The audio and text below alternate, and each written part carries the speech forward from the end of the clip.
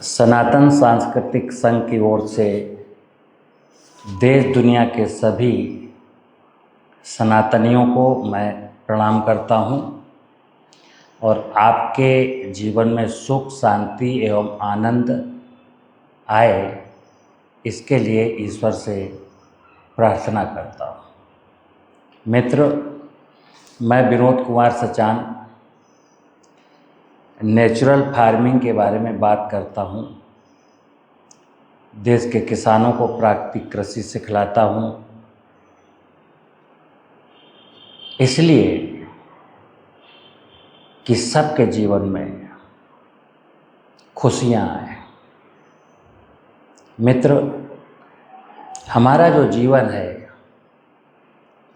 वो सनातन की व्यवस्था पर आश्रित है। मेरे शरीर का निर्माता सनातन है, मुझे पालने वाली व्यवस्था का नाम सनातन है, मेरा धर्म सनातन है। अब धर्म के क्षेत्र में जब चलते हैं, धर्म आजकल तो परिभाषा छोटी आ गई। धर्म को भी लोगों ने कई परिभाषाओं में बांट दिया है। हिंदू धर्म, मुस्लिम धर्म, जैन धर्म, ईसाई धर्म, ये धर्म वो धर्म। हकीकत क्या है कि जो सनातन का सत्य है, ना तो हमने जानने का प्रयास किया और ना लोगों ने आपको बताने का काम किया। सनातन के सत्य पर बहुत पहले से, सनातन के सत्य पर पर्दा डालने का काम लोगों ने बहुत किया। सनातन को ढकने का काम किया, छुपाने का काम किया, ताकि लोग उसको ना जान पाएं और सभी के व्यवसाय चलें। मैं अक्सर आपसे बोलता हूँ, चाहे मेरा जीवन का विषय हो, चाहे खेती का विषय हो, चाहे आनंद का विषय हो, दुनिया में ये आपके सामने जो है पंच महाभूत लिखा है। पंच महाभूत, ये सनातन है, ये सत्य है। कहते हैं जब तक मनुष्य के जीवन में ज्ञान नहीं है या मनुष्य ज्ञानी नहीं है, मनुष्य अगर ज्ञानी नहीं है तो इसका मतलब हुआ वो अज्ञानी है। और जहाँ अज्ञान है वहाँ अंधकार है, जहाँ अज्ञान है वहाँ अनंत समस्याएं हैं और किसी समस्या का समाधान नहीं है। जहाँ अज्ञान है वहाँ अधर्म है, जहाँ अज्ञान है वहाँ कुकर्म है। हमको जीवन में लोग काम करते हैं, खेती करते हैं, बिजनेस करते हैं, नौकरी करते हैं, बहुत सारे प्रोफेशन हैं। किसी भी प्रोफेशन का व्यक्ति एक चीज़ में बस वो कह सकता है कि मेरे पास इतना धन है। किसी से पूछो आपके जीवन में आनंद कितना है, खुशियाँ कितनी हैं, सुख कितना है, शांति कितनी है, तो न किसी के जीवन में सुख है, न शांति है, न आनंद है, न खुशियाँ हैं। हर व्यक्ति के जीवन में दुख है और दुख कई प्रकार के हैं। कारण है अज्ञान। किसानों के साथ बिजनेस करने वाले लोग, फर्टिलाइजर बेचने वाले, पेस्टिसाइड बेचने वाले, कृषि यंत्र बेचने वाले, ये कभी नहीं चाहते कि किसान खेती के सत्य को जाने। दुनिया में जो लोग बीमार हैं, खराब खाना खा करके, दूषित पानी पी करके, दूषित विचारों को लेकर के जो बीमारियां हैं मनुष्य के जीवन में, चिकित्सा विज्ञान कभी नहीं चाहता है कि दुनिया के लोग स्वस्थ हों, निरोगी हों। कभी नहीं चाहेगा, क्योंकि उनका प्रोफेशन बंद हो जाएगा। सबसे बड़ा क्षेत्र है धर्म क्षेत्र। धर्म के जानकार, धर्म के ठेकेदार, धार्मिक अनुष्ठानों को कराने वाले ये कभी नहीं चाहते कि दुनिया का व्यक्ति धर्म की सच्चाई को जाने, क्योंकि उनकी दुकानें बंद हो जाएंगी। मैं बहुत हिम्मत जुटा करके पिछले कई सालों से दुनिया के सामने सत्य परोसने का प्रयास करता हूँ। आपके सामने जो दिख रहा है स्क्रीन पर, पंच महाभूत चित जल पावक गगन समीरा, पंच तत्व मिल बना शरीरा। हमारे शरीर का रचयिता, हमारे शरीर की रचना पंच महाभूत से हुई है। पंच महाभूत का मतलब भूमि है, गगन है, वायु है, अग्नि है, नीर है, इसी का नाम है भगवान। अगर दुनिया इस भगवान को मानती, दुनिया अपने अपने हिसाब से भगवान ना बनाती, तो शायद आज दुनिया में मजहब ना होते और मजहब के नाम पर लड़ाइयाँ ना होती। लेकिन अपने अपने भगवान लोगों ने बनाए बिजनेस के लिए। अगर हमको भगवान भूमि में, आकाश में, वायु में, अग्नि में, जल में दिख जाए तो बहुत अच्छा है, और अगर इसमें भगवान नहीं दिखा तो फिर बड़ा मुश्किल है, आपको भगवान मिलेगा नहीं। इस पंच महाभूत ने संसार में 84 लाख योनियों की रचना की, इसी पंच महाभूत ने। इनको मैं अलग अलग जब कहता हूँ तो भूमि देवता, आकाश देवता, वायु देवता, अग्नि देवता, नीर देवता, पानी को विष्णु कहा गया है, भूमि को शिव कहा गया है, वायुमंडलीय क्षेत्र को ब्रह्मा जी का घर बताया गया है, और सूर्य देवता और आकाश अनंत है। अलग अलग जब हैं तो ये देवता हैं, इनके अलग अलग फंक्शन हैं। और जब जीव की रचना करनी होती है तो पांचों देवता मिल करके किसी जीव की रचना करते हैं, यानी जीव रचना में पांचों देवताओं को एक साथ आना होता है। अब कहा जाता है हम विष्णु के अवतार। सबसे ज़्यादा योगदान क्या है हमारे शरीर में? सबसे ज़्यादा पानी है तो जल, विष्णु। ये सत्य आपको समझना पड़ेगा। अगर जलाशय में, नदियों में, बारिश में, समुद्र में विष्णु भगवान नहीं दिखे तो फिर विष्णु भगवान कहीं नहीं है। अगर इस धरती में शिव भगवान नहीं दिखे तो फिर शिव भगवान कहीं नहीं है।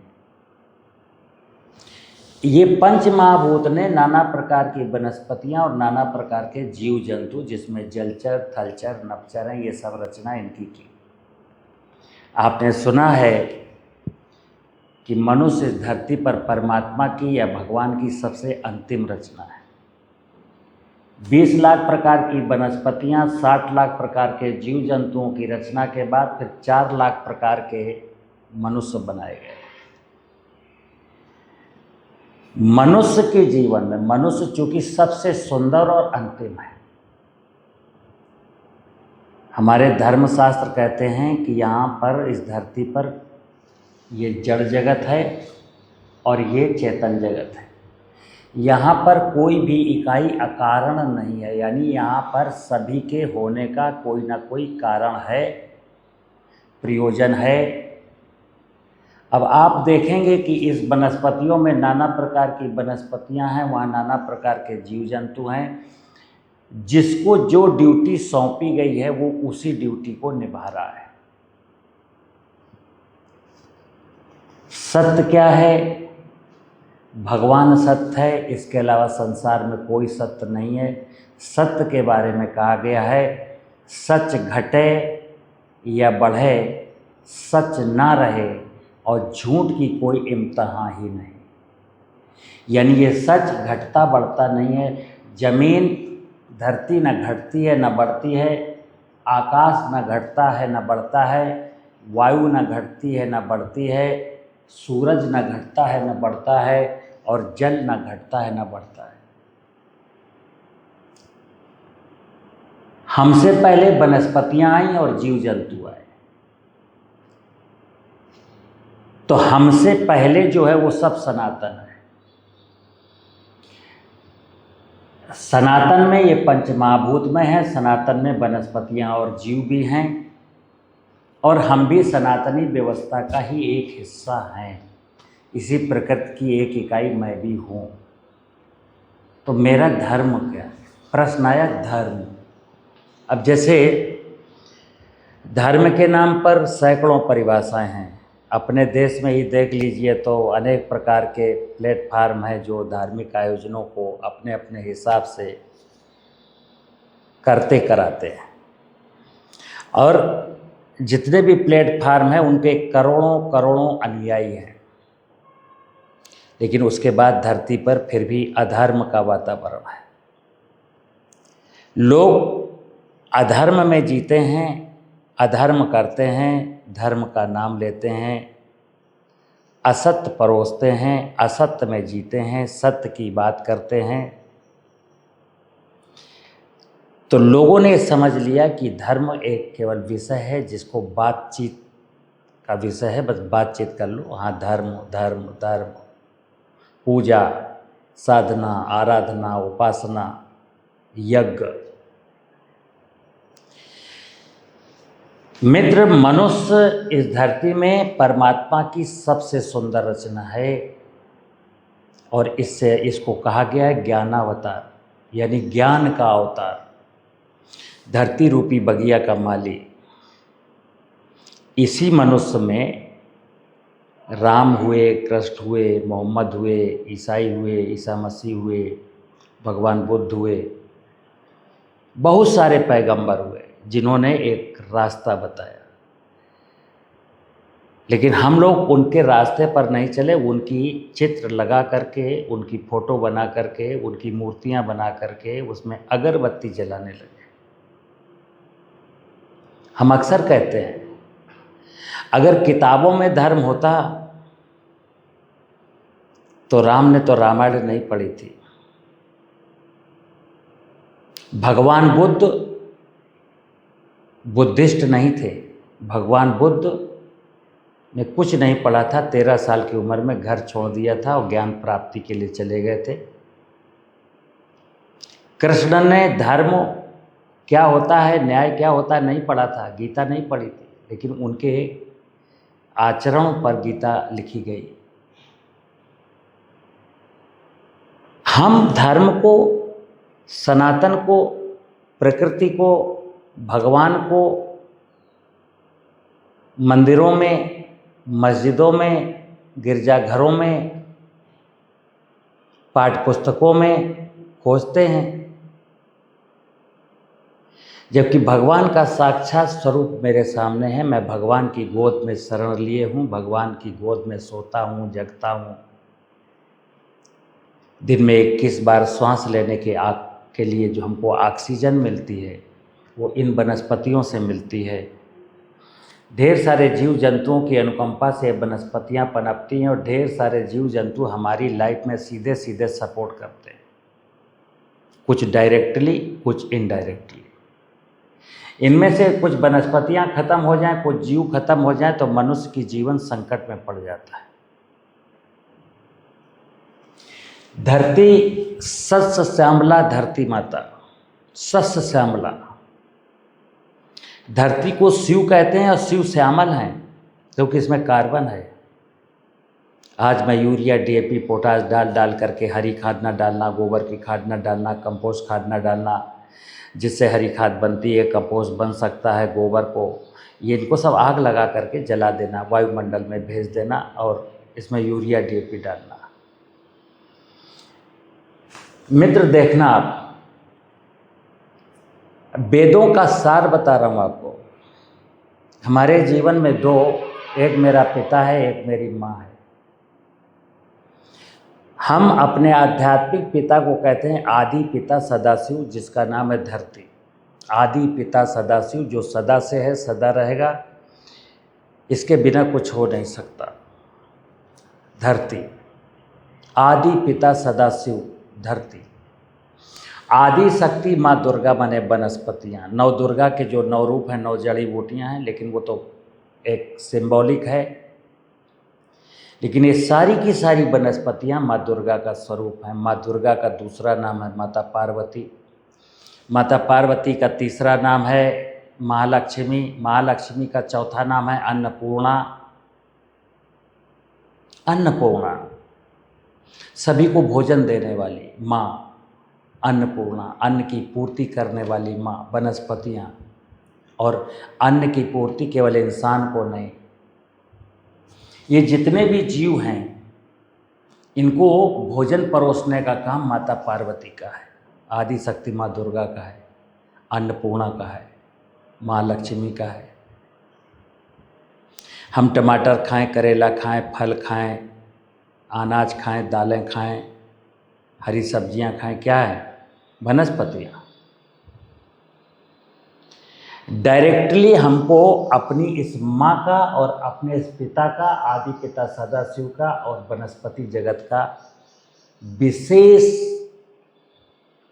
ध्यान में रख करके जितने भी हम कार्यक्रम बनाएंगे, जो भी काम करेंगे, तो इनको प्रथम दृष्टया सामने रखेंगे कि हमारे इस काम से धरती की फर्टिलिटी को कोई तकलीफ तो नहीं हो रही है, वनस्पति जगत को कोई क्षति तो नहीं हो रही है। सीधे सीधे जब एग्रीकल्चर साइंस है तो एग्रीकल्चर साइंस की परिभाषा है, एग्रीकल्चर की डिफिनीशन है कि फसलों का, ये क्या है? वनस्पतियाँ क्या? फसल। फसलों का एवं भूमि का, या भूमि पर फसलों को बोने का, उगाने का ऐसी प्लानिंग जिससे मेरी सभी ज़रूरतें पूरी हो जाएं, मनुष्य की सभी ज़रूरतें पूरी हो जाएं, लेकिन भूमि की उर्वरता पर कोई प्रतिकूल प्रभाव ना पड़े। ये खेती का नियम था जिसको आधुनिक कृषि तकनीकियों ने लाभ का विषय बता करके ये जो मैनेजमेंट था इसको मिसमैनेज्ड कर डाला, ज़मीन की उर्वरता को लूट डाला, ज़मीन के नीचे का भूगर्भ जल लूट लिया, जंगल काट लिए, नाना प्रकार की वनस्पतियों को जो मेरी फसलों के साथ उगती हैं उनको खरपतवार बता करके वीडीसाइड डाल करके मारने लगे। और हमारी फसल में इनमें से कुछ जीव जंतु, उनका भी हिस्सा है। ये जितने जीव जंतु हैं इनके लिए कोई अलग से ज़मीन एलोकेट नहीं की गई। जंगल थे, हम जंगलों में घुस गए और वो जंगल में घुस गए, उसको मैंने अपना खेत बना लिया और अब कहता हूँ ये मेरा है। ये कहाँ जाएंगे? धर्म की परिभाषा पहली ध्यान रखना। धर्म का पहला सूत्र है कि मनुष्य कोई भी काम करेगा इस बात का ध्यान रखेगा, सर्वे भवन्तु सुखिनः सर्वे सन्तु निरामया। सर्वे भवन्तु सुखिनः सर्वे सन्तु निरामया, सर्वे भद्राणि पश्यन्तु मा कश्चित् दुःखभाग् भवेत्। हे माता भगवती, हे आदि पिता सदाशिव, हे ईश्वर, हे भगवान, मैं ऐसा चाहता हूँ कि यह धरती पर रहने वाली प्रत्येक इकाई सुखी हो, निरोगी हो और उसके जीवन में कोई दुख ना हो। लेकिन आधुनिक लाइफ स्टाइल में, आधुनिक जीवन शैली में, आधुनिक कृषि प्रणाली में हम सब लोग अर्थ के चक्कर में फंस गए और अब हमको कोई चीज़ खटकती है, घास क्यों है तो इसको मारो, ये जीव क्यों है इसको मारो। ईश्वर के द्वारा रची गई रचनाओं में से अगर मुझे कोई दुश्मन नज़र आता है तो फिर ये मेरी नासमझी है। अगर कोई वनस्पति मुझे खटकती है, कोई जीव मुझे खटकता है, तो ये मेरी नासमझ है, मेरा अज्ञान है। और अज्ञान के कारण मैं कुकर्म करता हूँ तो धर्मशास्त्र कहते हैं कि कर्मों का फल मीठा होता है, कुकर्म का फल कड़वा होता है। और कर्म कुकर्म, ज्ञान अज्ञान, अंधकार प्रकाश, दुख और खुशियाँ, अगर हमारे जीवन में मैं ज्ञानी नहीं हूँ, अगर मैं ज्ञानी नहीं हूँ तो अज्ञानी हूँ, तो अज्ञान का मतलब है आपके जीवन में अंधकार है, आपके जीवन में दुख है, आप अधर्म करेंगे, आप कुकर्म करेंगे और आप जीवन भर रोएंगे। रोते रोते आए थे, जीवन भर रोएंगे, दूसरों को रुलाएंगे, रोते रोते जाएंगे। लेकिन अगर मैं ज्ञानी हूँ तो रोते रोते आया था, जीवन भर हंसूंगा, लोगों को हंसाऊंगा, हंसते हंसते जाऊंगा। इसीलिए कहा गया है जीवन के 4 पुरुषार्थ हैं, धर्म, अर्थ, काम और मोक्ष। अब ये जो धर्म है मित्र,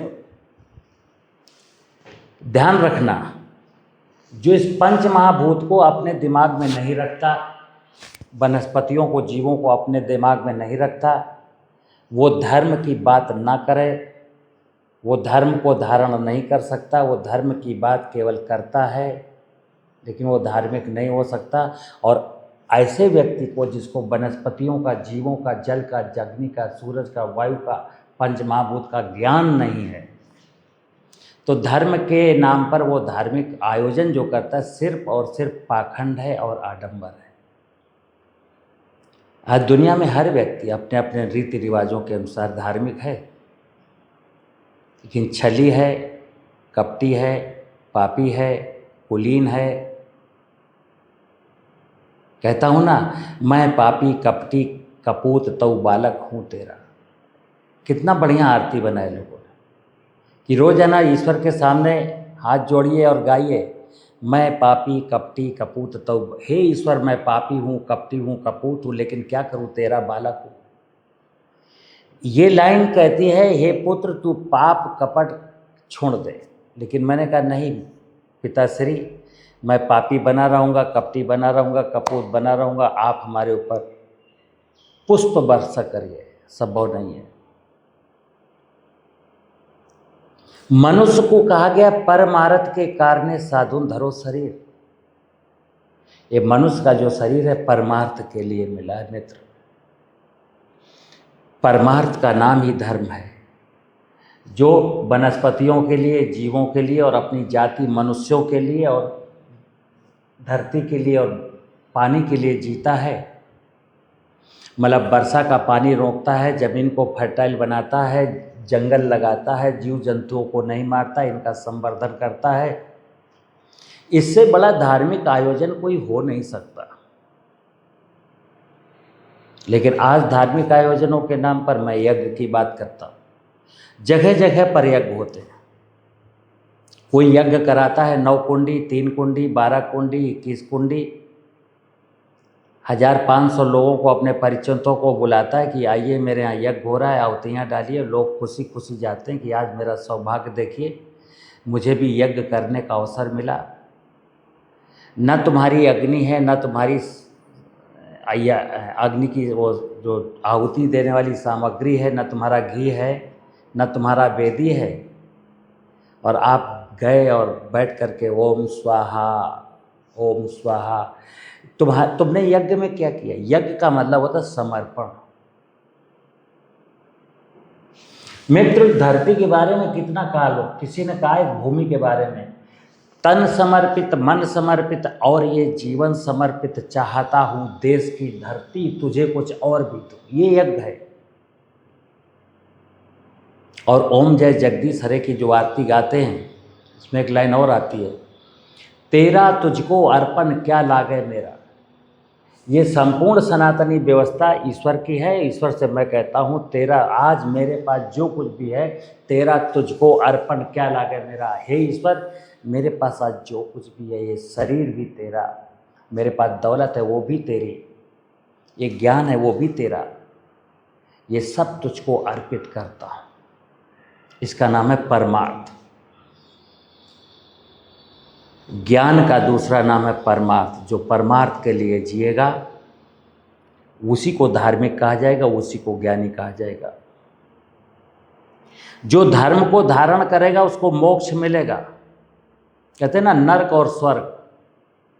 स्वर्ग क्या है?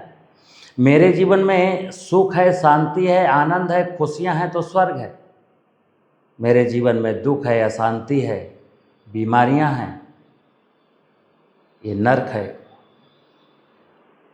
एक स्वर्ग क्या होता है? मोक्ष क्या होता है?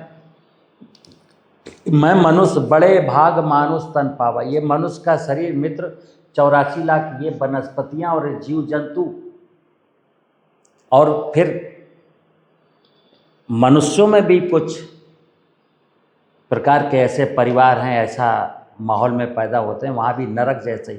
तो 84 लाख योनियों की परिक्रमा के बाद फिर मुझे इस तरीके का जीवन मिलता है कि मेरे दोनों कान है, मेरी नाक है, मेरा मुंह है, मेरी त्वचा है, मुझे हाथ है, मुझे पाँव है। इतना खूबसूरत शरीर, ये हाथ मुझे परमात्मा ने या इस पंच महाभूत ने इसलिए दिए हैं ताकि इन हाथों से इस व्यवस्था के लिए मैं कुछ कर सकूं, क्योंकि ये व्यवस्था मेरे लिए दिन रात जगती है, दिन रात जगती है, दिन रात मेरे लिए कुछ करती है। तब मुझे 2 वक्त की रोटी, श्वास लेने के लिए ऑक्सीजन और पानी मिलता है इस व्यवस्था के कारण। तो मैं इस व्यवस्था को अपने हाथों से क्या दे सकता हूँ? तो मैं, यज्ञ का नाम था देना, लेकिन मैंने यज्ञ तो कुछ किया नहीं। मैं तो इनसे छीनता रहा, झपटता रहा, इनको लूटता रहा,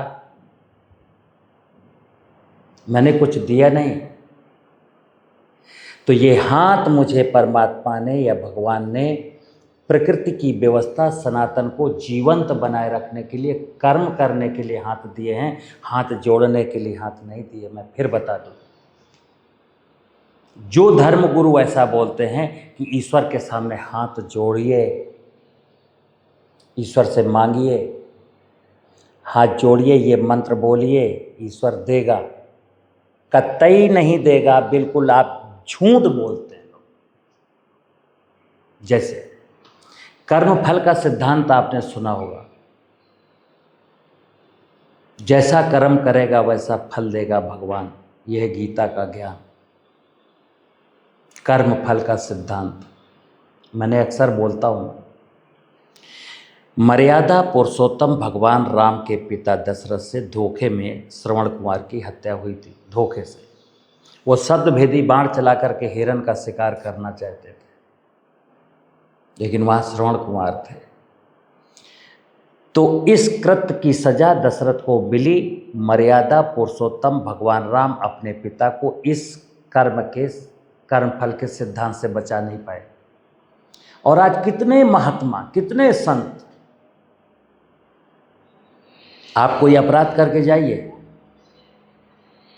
गाय को मार करके जाइए, किसी व्यक्ति का मर्डर करके जाइए, किसी स्त्री के साथ रेप करके जाइए, और संत के पास जाके ये महाराज मुझसे अनजाने में गलती हो गई, तो इतना ही कहता है, गलती तो है, पाप तो है, लेकिन शास्त्रों में इसका विधान है, इस पाप को खत्म करने के लिए इस प्रकार की पूजा आप कराएंगे तो पाप से मुक्ति मिल जाएगी। यानी ईश्वरीय विधान को चैलेंज दिया जा रहा है। ईश्वर के विधान को चैलेंज दे रहा है व्यक्ति, ईश्वर से डायरेक्ट ईश्वर को चैलेंज कर रहा है कि देखता हूँ मैं ऐसे इसका पाप धुल दूंगा। हालांकि जानता वो भी है कि इस पाप की सजा तो इसको मिलेगी। पापी पेट का सवाल है, धंधे का सवाल है। मैं क्या बोलता हूँ मित्र, दुनिया अपने अपने धंधे में व्यस्त है। सारे लोग आज कागज के नोट के लिए झूठ बोलते हैं, सत्य पर असत्य का चादर चलाते हैं, सत्य पर असत्य की चादर डाल करके लोगों ने लिख दिया यही असली सत्य है। अब हम वही देखते हैं कि यही सत्य है। मित्र, मैं अक्सर बोलता हूँ, अगर आपको दुखों से मुक्ति पानी है, सुख की, आनंद की ओर चलना है, तो अपने दिमाग का चैनल बदलिए। टेलीविज़न में मैं रोज़ चैनल बदलता हूँ। एक बार दिमाग का चैनल बदलिए और सनातन की ओर चलिए। मुझसे जितने लोग जुड़े हैं, एक सत्य है, सनातन धर्म है, सनातन जीवन है, सनातन सनातन के बिना यहाँ कुछ नहीं, कुछ नहीं, जीवन अधूरा है, आप नर्क में जाएंगे। जो व्यक्ति इतनी चीज़ों को, कितनी चीज़ें हैं, भूमि, गगन, वायु, अग्नि, नीर, 5 वनस्पतियां और जीव जंतु, 5 और 2 7 और एक मनुष्य खुद 8, इसमें से 3 चीज़ें हटा दीजिए। हम गगन आकाश के लिए बहुत कुछ कर नहीं सकते, मेरा कोई रोल नहीं है। हम वायु के लिए कुछ कर नहीं सकते, सूरज के लिए कुछ कर नहीं सकते, केवल उनका शुक्रिया अदा कर सकते हैं कि हे सूर्य देवता, तुम्हारी वजह से मुझको प्रकाश मिलता है। हे आकाश देवता, तुम्हारी वजह से मुझे गति मिलती है। हे वायु देवता, तुम्हारी वजह से मुझे वर्षा मिलती है, तुम्हारी वजह से मुझे ऑक्सीजन मिलती है। लेकिन धरती के साथ मेरा डायरेक्ट रिलेशन है। हम खेती करेंगे, इसको जोतेंगे, बैल से जोतना है कि 4 टन के ट्रैक्टर से जोतना है। इस शिव को विष पिलाना है, कचरा देना है, गोबर की खाद देनी, कंपोस्ट खाद देनी, हरी खाद देनी है, या यूरिया, डीएपी और पोटास देना है। बारिश का पानी हमको बचाना है, मेड़ बना करके बारिश का पानी खेत में रोकना है, जलाशय में रोकना है, या बह जाने देना है, फिर जमीन में छेद करके 400 फुट से निकालना है। जंगल को लगाना है या फोर फादर के द्वारा लगाए गए पेड़ों को काटना है। तितली को, केंचुए को, मधुमक्खी को, चिड़ियों को पालना है या इनको पेस्टिसाइड डाल के मारना है, आपको तय करना है। अब जो इस धरती को बंजर बनाएगा, जमीन के नीचे का पानी लूटेगा, बीडीसाइड डाल करके वनस्पतियों को मारेगा, जीव इंसेक्टिसाइड डाल करके जीव जंतुओं को मारेगा, और उसके बाद वो सोचेगा शिवलिंग में धतूरा चढ़ाने के बाद मुझे को ईश्वर कुछ देगा, नहीं देगा। बजरंगबली में चोला चढ़ाने से कुछ बजरंगबली देंगे, नहीं देंगे। नव दुर्गा के दिन मैं 9 दिन उपवास रखूँगा, 10वें दिन बकरा खाऊंगा, आपको नव दुर्गा, माता दुर्गा कुछ नहीं देंगी, क्योंकि मेरे क्रियाकलापों में आडंबर बहुत है। आज जब मैं पूजा करता हूँ, पूजा में 3 चीज़ें मैं आपको दिखा रहा हूँ, देखना जरा। ईश्वर ने आंखें दी हैं, जरा देखने का प्रयास करो। जो पूजा करने वाला ब्राह्मण आता है, वो 3 चीज़ें प्रमुख। एक पूजा का थाल, इधर पूजा का थाल है जिसमें पान है, सुपारी है, दही है, दूध है, मिष्ठान है, फल है, बतासा है, वस्त्र है, कलावा है। बीच में पूजा की वेदी होती है जिसमें लकड़ी की चौकी में टूल लगा करके चावल हैं, उड़द हैं, मूंग है, इससे 33 करोड़ देवी देवता, नवग्रह की स्थापना होती है। बगल में एक कलश होता है मिट्टी का, एक मिट्टी का कलश है जिसमें आधा पानी भरा है, आधा खाली है। उसके ऊपर आम के पत्ते लगे हैं, उसके ऊपर एक अनाज का कटोरा रखा है, उसके ऊपर दीपक है, दीपक जल रहा है। ये पंचमहाभूत है। वो जो घड़ा है मिट्टी है, भूमि है। घड़े में जो पानी है वो विष्णु है, आधा घड़ा खाली है वो गगन आकाश है, और आम के जो पत्ते हैं वनस्पतियों का स्वरूप है, और ऊपर एक चिराग जल रहा है वो अग्नि है। वायु तो वहाँ भी है, वायु का कोई सिंबल नहीं है, बट वो पंचमहाभूत यानी भगवान, यानी कलश माने पंचमहाभूत। किसी भी पूजा में कलश स्थापना के बिना पूजा संभव नहीं है, क्योंकि कलश का मतलब है पंचमहाभूत के को हाजिर नाजिर जान करके पूजा करता हूँ। वहाँ पर ये है कि अगर इनकी पूजा, भूमि की पूजा, गगन की पूजा, वायु की पूजा, अग्नि की पूजा, जल की पूजा, वनस्पतियों की पूजा की, तो ये जो थाल है बगल में तुम्हारा 56 भोग जितने भी थाल में चीज़ें रखी हैं हमेशा तुम्हारी थाली भरी रहेगी अगर ये सब व्यवस्था सही है। सनातनी व्यवस्था अगर ठीक ठाक है तो तुम्हारी थाल में जो सामग्रियां हैं वो तुमको परमानेंट मिलेंगी। अभी पूजा में क्या होता है, वो जो थाल में सामग्रियां हैं वो इनको भगवान को भेंट की जाती है। भगवान ने आपको भेंट किया मित्र, भगवान वो नहीं चाहता आप हमको दूध दें, दही दें, मिष्ठान दें। भगवान भाव का भूखा है और भाव बनते हैं ज्ञान से।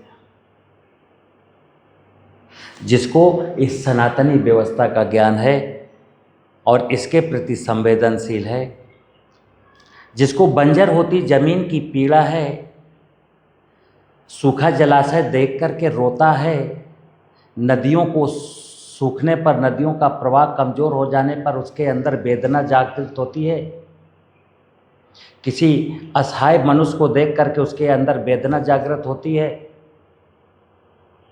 मित्र, अगर प्रकृति और समाज में घटित हो रही घटनाओं को देख करके मेरे अंदर दुख जागृत नहीं होता है और उस दुख के निवारण का मैं कुछ काम नहीं करता हूं, तो फिर धार्मिक अनुष्ठान बंद कर दीजिए।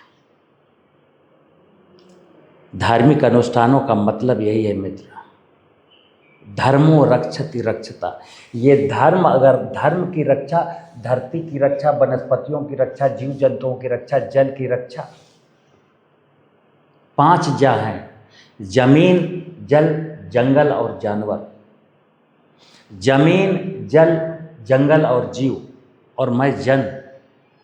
जन की ड्यूटी है, मनुष्य की ड्यूटी है कि जमीन को जाने, जल को जाने, जंगल को जाने, जीव को जाने और इनके लिए जिए। हम इनके लिए जिएंगे तो ये मेरा ध्यान रखेंगे, क्योंकि वनस्पतियाँ बचेंगी, जीव बचेंगे, ज़मीन बचेगी, जल बचेगा, तब हम बचेंगे, नहीं तो नहीं बचेंगे। हम सोचते हैं एक कैलेंडर में अगरबत्ती जला करके, हाथ जोड़ करके इससे मुझे कुछ मिलेगा, नहीं मिलेगा। आप गलत फहमी के शिकार हैं। रामायण की 4 चौपाई पढ़ने से आपको परमात्मा की अनुकंपाएं मिलेंगी, अगर ऐसा सोचते हैं तो गलत फहमी में हैं। आप राम बनेंगे, भरत बनेंगे, लक्ष्मण बनेंगे, शत्रुघ्न बनेंगे तो आपके जीवन में सुख, शांति, सम और आनंद आएगा। स्त्रियां अगर सीता बनेंगी, उर्मिला बनेंगी, मांडवी बनेंगी, श्रुत कीर्ति बनेंगी, कौशल्या बनेंगी तो उनके जीवन में आनंद आएगा।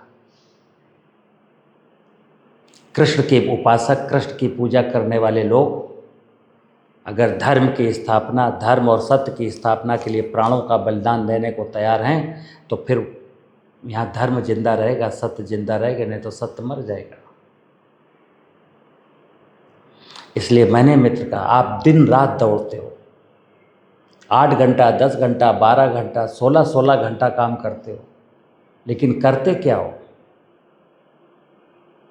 आप अगर बारीक नज़रों से देखेंगे तो आप कुकर्म करते हैं। आप अर्थव्यवस्था के हिस्सेदार हैं। अर्थ कैसे कमाया जाए, कैसे कमवाया जाए, इसके लिए किसको लूटा जाए, ज़मीन को लूटा जाए, जंगल काटा जाए, ज़मीन के नीचे का पानी लूट करके या बोतलों में भर करके बेचा जाए, वायुमंडल में जो ऑक्सीजन है वनस्पतियों से मिलने वाली उसको सिलेंडर में भर के कैसे बेचा जाए। दुनिया एक दूसरे को ठगने को तैयार है, दुनिया एक दूसरे की संपत्ति हड़पने को तैयार है। ईश्वर ने मनुष्य को इसलिए धरती पर नहीं भेजा था। मित्र, सनातन के साथ चलिए, सनातन को अपनाइए, सनातन को धारण करिए। और आज जहां मैं बैठा हूं, कृषि दर्शन केंद्र है, सनातन सांस्कृतिक संघ का कार्यालय है। सनातनी व्यवस्था के सदस्य बनिए, सनातन को धारण करिए। मेरा फोन आपके पास है, किसी भी आपके लाइफ का कोई भी प्रश्न हो, खेती का, आपकी घर की खुशहाली का, आप डिप्रेशन में जा चुके, आपका जीवन उथल पुथल में है, रास्ता नहीं मिल पा रहा है, आत्महत्या करने की इच्छा हो रही है, कभी आ जाइए मेरे पास, 4 घंटा रहिए, आप आनंद में हो करके जाएंगे। कोई फीस नहीं है यहाँ पर। मैं किसी से कोई फीस नहीं लेता हूँ, क्योंकि धर्म के काम करने में जो व्यक्ति पैसा लेता है, धार्मिक कथा कहने का पैसा लेता है, भगवान की लीला सुनाने का पैसा लेता है, उससे बड़ा कोई अधार्मिक नहीं हो सकता। ये तथाकथित लोग जो धर्म के किस्से कहानियाँ, राम के कृष्ण के किस्से कहानियाँ सुनाते हैं और पैसा लेते हैं, लोगों से भारी भरकम पैसा लेते हैं, वो लोगों ने स्वीकार कर लिया होगा कि ये धार्मिक गुरु हैं। मैं डंके की चोट पर कहता हूँ, उनका धर्म से कोई लेना देना नहीं, उनका एक प्रोफेशन है, और प्रोफेशन में झूठ बोलना बहुत जरूरी है। जब तक लोग लोगों को डराते नहीं हैं, लोग पैसा नहीं देते, हम डराते नहीं हैं। अब भी जीवन शेष पड़ा है, चौराहे पर आज खड़ा है, परमेश्वर की राह पकड़ ले मन से कपट निकाल के। अगर मित्र सनातन को जानने में, धर्म को धारण करने में, सत्य को जानने में कोई बाधा है तो एक है, सिर्फ मेरा निजी स्वार्थ। निजी स्वार्थ मुझे नरक की ओर ले जाता है और परमार्थ मुझे स्वर्ग की ओर ले जाता है। आपको तय करना है कि परमार्थ में जीना है कि स्वार्थ में जीना है। अभी हम सब लोग एक दूसरे की समस्या का कारण बने हैं। चैनल बदलना है कि मैं समस्या का निवारण, मैं उनकी समस्या का निवारण बनूंगा, वो मेरी समस्या का निवारण बनेंगे। इस धरती पर स्वर्ग जैसा वातावरण अभी हो जाएगा।